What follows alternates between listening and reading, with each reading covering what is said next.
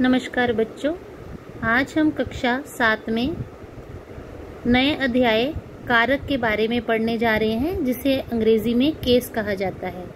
आप सामने लिखे गए वाक्यों को पढ़ें। इमली किसने तोड़ी? किसने। किसे तोड़ा गया यानी किस को तोड़ा गया, तो यहाँ शब्द है को। किस से तोड़ा गया, यहाँ शब्द है से।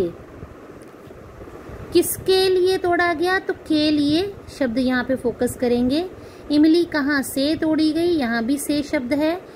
किसकी चटनी बनेगी, की शब्द आ गया यहाँ पे।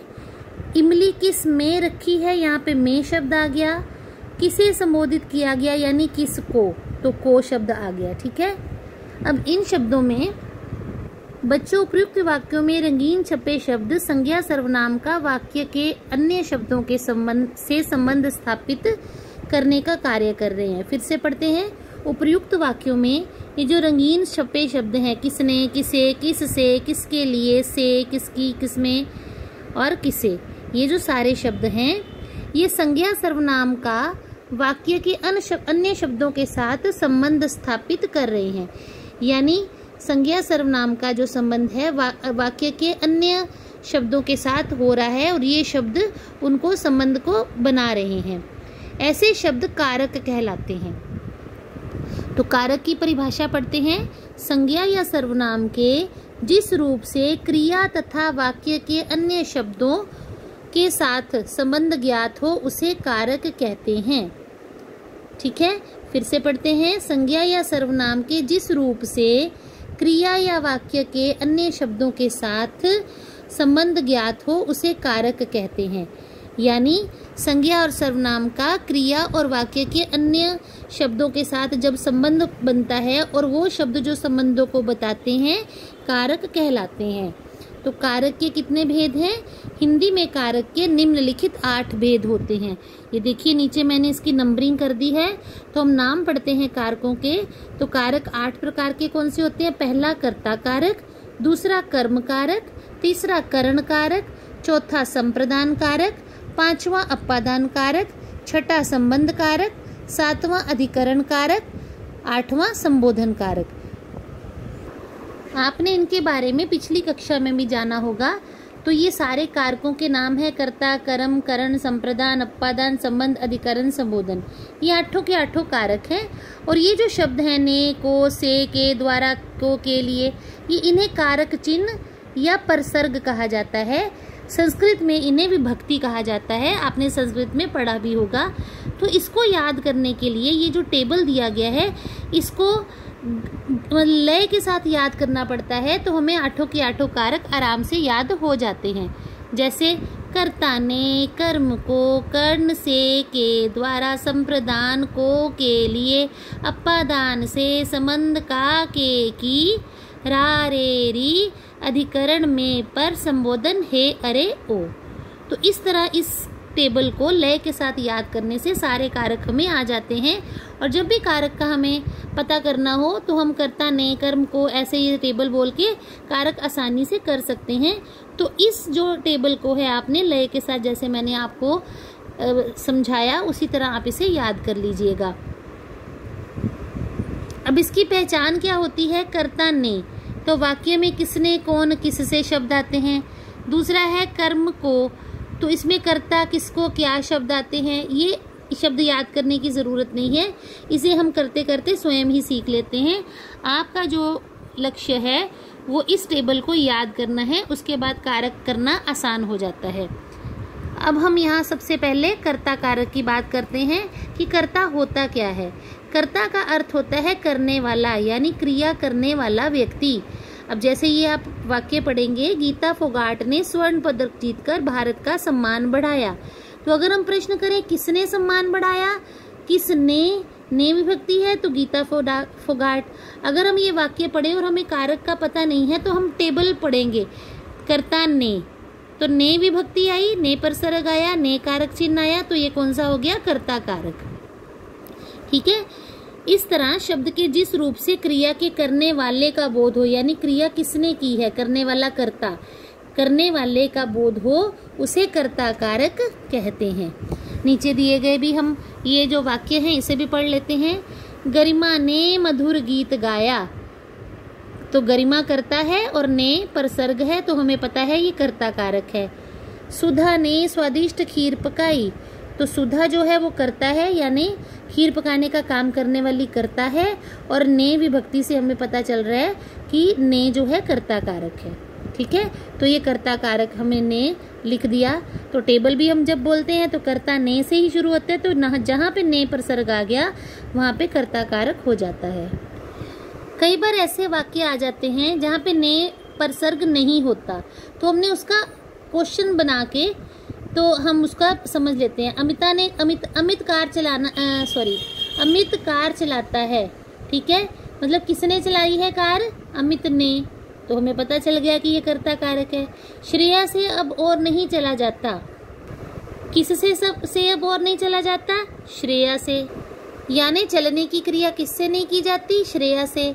घर का सारा काम सीमा द्वारा किया गया, किसके द्वारा किया गया? यानी काम करने वाला कर्ता कौन है? सीमा। तो इस प्रकार हम यहाँ से देखते हैं, इस प्रकार हम जब किसी वाक्य में कर्ता जब कारक ना लिखा हो, कौन किससे और किससे प्रश्नों का उत्तर पूछते हैं, तो हमें कर्ता कारक का पता चलता है। फिर से देखते हैं, कौन किसने किससे। अमित कार चलाता है, कौन कार चलाता है? यानी कार चलाने की क्रिया करने वाला कर्ता कौन है? अमित, तो ये कर्ता कारक। श्रेया से अब और नहीं चला जाता, यानी किस से नहीं चला जाता, तो वो कर्ता कौन है कि चले जाने की क्रिया जिससे नहीं होती? श्रेया से, तो श्रेया कर्ता कारक हो गई। घर का सारा काम सीमा द्वारा किया गया, किसके द्वारा किया गया? किसके प्रश्न पूछा तो हमें जवाब मिला सीमा के द्वारा। तो काम करने की क्रिया किसके द्वारा हुई? सीमा के द्वारा। तो काम किसने किया? सीमा ने, इसलिए सीमा कर्ता कारक है। ये कभी कभी होता है, नहीं तो ने प्रसर्ग से हमें स्वतः ही समझ आ जाती है कि ये कर्ता कारक है। अगला है कर्म कारक। कर्म की विभक्ति होती है कर्म को, कर्ता ने कर्म को। अब को विभक्ति वाले जो वाक्य होते हैं वो कर्म कारक होते हैं। तो कर्म कारक अध्यापिका छात्रों को पढ़ा रही है, तो यह विभक्ति है को, तो हमें स्वतः ही पता चल जाएगा कि को यानी कर्म कारक। ऐसे ही नीतू कपड़े सुखा रही है। ठीक है, नीतू कपड़ों को सुखा रही है, अर्थ तो इसका यही हुआ ना। तो को की विभक्ति जिसमें नहीं है लेकिन अर्थ उसका को में आता है, किसको सुखा रही है? कपड़ों को। तो को विभक्ति अपने आप हमें पढ़ के पता चल जाती है, तो ये कर्म कारक है। उपयुक्त दोनों वाक्यों में दो अलग अलग बातें हैं। पहले वाक्य में को प्रसर्ग का प्रयोग हुआ है, जैसे छात्रों को लिखा गया है, परंतु दूसरे वाक्य में किसी भी प्रसर्ग का प्रयोग नहीं हुआ। यहाँ प्रसर्ग नहीं है, को नहीं लिखा गया। लेकिन दोनों वाक्यों में एक समानता है कि दोनों ही वाक्य किसको तथा क्या प्रश्न का उत्तर दे रहे हैं। किसको पढ़ा रही है? छात्रों को। क्या सुखा रही है? कपड़ों को। ठीक है, तो को विभक्ति अपने आप बोलने से लग जाती है, तो ये ज्ञात होता है कि कर्ता का क्रिया का फल किसी अन्य पर पड़ रहा है। कैसे? अध्यापिका पढ़ाने का काम कर रही है, लेकिन पढ़ाने का फल किसको मिल रहा है? छात्रों को। ऐसे ही नीतू कपड़े सुखाने का काम कर रही है, लेकिन सूख क्या रहा है? कपड़े, यानी क्रिया नीतू ने की और सूखे कपड़े, तो कर्ता के कर्म का फल किसी और जगह पर पड़ रहा है। इस प्रकार हम कर्म कारक को पहचान सकते हैं। अगला हम पढ़ते हैं इसकी परिभाषा। शब्द के जिस रूप पर क्रिया का फल पड़े उसे कर्म कारक कहते हैं। अगला है कर्ण कारक। अब कर्ण क्या होता है? हम पीछे से फिर टेबल देखते हैं जो हमने लर्न करना है। कर्ता ने कर्म को कर्ण से के द्वारा, यानी यहाँ साधन की बात हो रही है कि किस चीज की सहायता से, किस चीज के द्वारा जब बात होती है तब क्रिया की जाती है, तब वो कर्ण कारक होता है। तो अभी इसके पे वापस आते हैं, इसको पढ़ते हैं। माँ करछी से दाल डाल रही है, यानी माँ दाल डालने का कार्य कर रही है, लेकिन किस साधन के द्वारा कर रही है? या से का मतलब द्वारा, किसके द्वारा? करछी से, करछी के द्वारा। तो यहाँ द्वारा वाली सेंस आ रही है। ऐसे ही अध्यापिका ने कलम के द्वारा हस्ताक्षर किए। अध्यापिका ने हस्ताक्षर करने का कार्य किया, लेकिन साधन कौन सा प्रयोग किया? किसके द्वारा हस्ताक्षर किए गए? कलम के द्वारा। तो जहाँ के द्वारा लिखा जाए या से लिखा जाए, से यानी माध्यम की बात हो, जिस चीज के द्वारा कार्य हुआ है, तो वो कौन सा कारक होता है? कर्ण कारक। ठीक है। कर्ता जिस साधन या माध्यम से कार्य करता है उस साधन या माध्यम को करण कारक कहते हैं। तो इसके परसर्ग क्या हुए, से या के द्वारा। अगला हमारा कारक है संप्रदान कारक। बाढ़ पीड़ितों के लिए चंदा जमा किया गया, तो यहाँ के लिए विभक्ति है। तो हमने पीछे टेबल लर्न किया था, कर्ता ने कर्म को कर्ण से के द्वारा संप्रदान के लिए, तो के लिए परसर्ग लगा हुआ है, तो हमें स्पष्ट पता चल रहा है कि ये संप्रदान कारक का वाक्य है। विनय ने फीस माफी हेतु पत्र लिखा। अब हेतु शब्द यहाँ आ गया, तो हेतु का अर्थ भी के लिए होता है। अगर हमें सरल भाषा में इसको पढ़े तो विनय ने फीस माफी के लिए पत्र लिखा, तो हेतु शब्द भी के लिए का ही अर्थ होता है, इसलिए ये संप्रदान कारक होगा। तो इसकी परिभाषा है, जहाँ कर्ता जिसके लिए कार्य करता है या कार्य किसके लिए किया जाता है या जिसे कुछ देता है, उसे बताने वाले शब्द संप्रदान कारक कहलाते हैं। तो यहाँ हेतु और के लिए शब्द जहां आ जाए वो हमारा संप्रदान कारक पहचान में आ जाता है। अगला कारक है अपादान कारक। ठीक है, अब हम ये वाक्य पढ़ते हैं। वृक्ष से सूखे पत्ते गिर रहे हैं, ऋषभ खिड़की से बाहर देख रहा है। तो यहाँ आपको एक बात बता दूं, जैसे हमने करण कारक में भी कड़छी से दाल डाल रही है, यहाँ भी से शब्द था और यहाँ भी से शब्द है। पेड़ से सूखे पत्ते गिर रहे हैं, तो हमें कैसे पता चलेगा कि ये करण कारक है या अपादान कारक है। तो यहाँ छोटी सी एक बात याद रखनी है कि जहाँ माध्यम की बात हो रही है कि किस चीज़ की सहायता से काम हो रहा है, तो वो से का मतलब माध्यम होगा।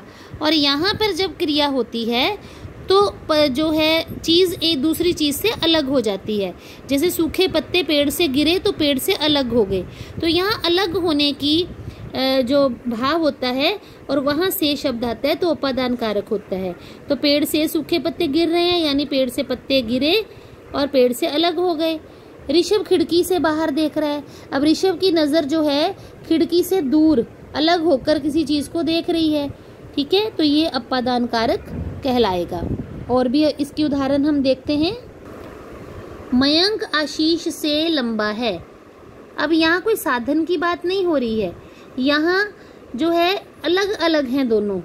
एक व्यक्ति दूसरे व्यक्ति से, एक बच्चा दूसरे व्यक्ति से, दूसरे बच्चे से लंबा है, तो यहाँ भी अपादान कारक होगा। क्यों? यहाँ माध्यम नहीं है, कोई साधन नहीं है जिसके द्वारा लंबा हो गया वो।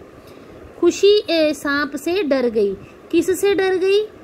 यहाँ माध्यम नहीं है, तो ये सांप से डर गई, तो से जहाँ पे आएगी ये विभक्ति, ये परसर्ग आएगा, तो अपादान कारक।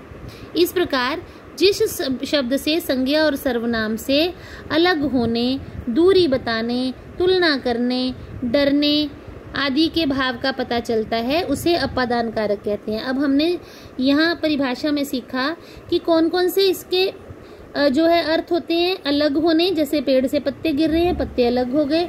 दूरी बताने, जो बच्चा है वो खिड़की से बाहर दूर बाहर देख रहा है तो दूरी हो रही है। तुलना करने, यहाँ लंबाई की दो बच्चों में तुलना हो रही है कि एक बच्चा दूसरे से लंबा है, तुलना की सेंस में। किसी से भय या डर की सेंस में, जैसे लड़की सांप से डर रही है। तो यहाँ सारे जो भाव हैं, लजाने आदि के भाव का पता चलता है। लजाने यानी शर्माने, तो उसे अपादान कारक कहते हैं। अब अगला है हमारा कारक संबंध कारक। संबंध से जैसे पता चलता है कि हम पहले इसकी परिभाषा पढ़ते हैं। जिस शब्द से दो संज्ञाओं अथवा सर्वनामों का आपसी संबंध होता है, जहाँ दो संज्ञाएं या सर्वनाम का आपस में संबंध बताया जाता है, वह संबंध कारक कहलाता है। जैसे हेमंत अपने भाई की मदद कर रहा है। यहाँ दो संज्ञा है, एक हेमंत है, एक भाई है। ठीक है, एक संज्ञा वाले ने दूसरे संज्ञा की मदद की, भाई की, तो संबंध क्या हो गया? उसका भाई का संबंध हो गया। तो यहाँ पे ये संबंध कारक है। राजीव का बल्ला टूट गया, तो बल्ले का संबंध किससे है? राजीव से। ठीक है, बल्ला किसका था? राजीव का, तो बल्ले का संबंध राजीव से है। तो यहाँ संबंध की बात हो रही है, तो का शब्द आ रहा है। का, के, की, रा, रे, री, ये संबंध के शब्द होते हैं। तो यहाँ पे हमारा ये संबंध कारक हो गया। और भी हम वाक्य पढ़ते हैं।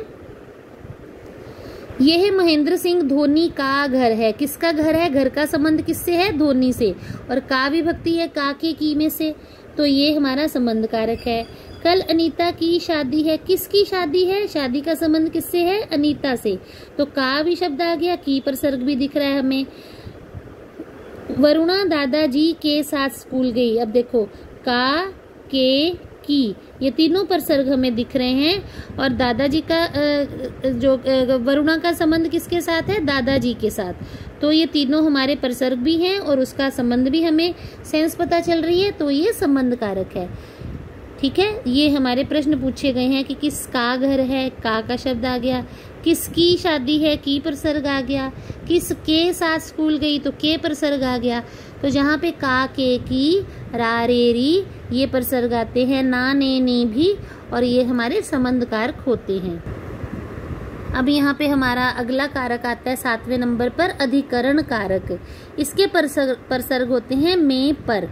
अब चाय में चीनी कम है, यहाँ में प्रसर्ग है, तो कर्ता ने कर्म को कर्ण से, संप्रदान के लिए अपादान से, ठीक है, संबंध का, के, की, रा, रे, री, ना, ने, नी, और अधिकरण में, पर।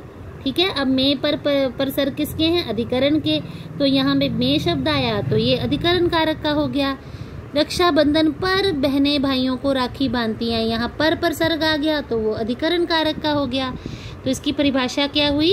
संज्ञा के जिस रूप से क्रिया के समय, स्थान, अवसर आदि का पता चलता है उसे अधिकरण कारक कहते हैं।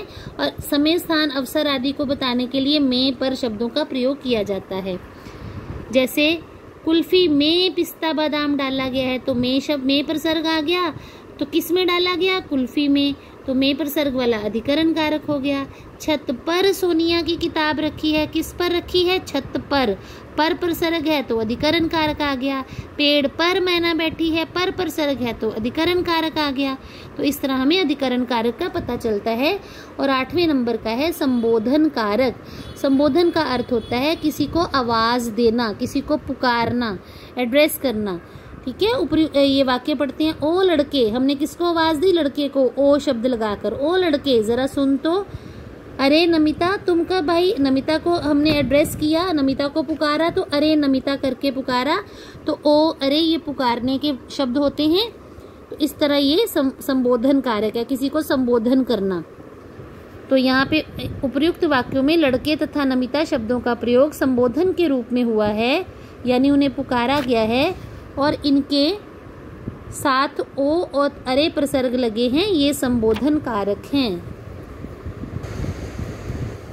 संबोधन कारक का प्रसर्ग अरे, हे आदि होते हैं, ये हमने टेबल में भी लर्न किया है। तो जिन शब्दों का प्रयोग किसी को बुलाने अथवा पुकारने अथवा संबोधित करने के लिए किया जाता है वह संबोधन कारक कहलाते हैं। तो हमने ये पाठ पढ़ लिया। चलो इसे हमने क्या क्या पढ़ा इस पाठ में ये भी देख लेते हैं। तो संज्ञा अथवा सर्वनाम को क्रिया से जोड़ने वाले चिन्ह कारक कहलाते हैं, यानी संज्ञा और सर्वनाम का संबंध क्रिया के साथ क्या है, वो जो प्रसर्ग, वो चिन्ह जो हमें बताते हैं वो कारक कहलाते हैं। कारक चिन्ह को क्या कहा जाता है? प्रसर्ग भी कहते हैं। उसके 3 नाम होते हैं, कारक चिन्ह, प्रसर्ग और संस्कृत में इसका एक नाम विभक्ति भी होता है। कारक के 8 भेद होते हैं। कौन से? कर्ता, कर्म, करण, संप्रदान, अपादान, संबंध, अधिकरण तथा संबोधन कारक। करण और अपादान कारक दोनों का प्रसर्ग से होता है, यानी उनका जो कारक चिन्ह होता है से होता है, परंतु दोनों में इसका प्रयोग अलग अलग रूप में होता है। अपादान कारक में किसी चीज से डरने को लेकर, किसी चीज से दूरी को मापने में, तुलना करने में, या फिर किसी चीज से अलग होने के भाव में होता है।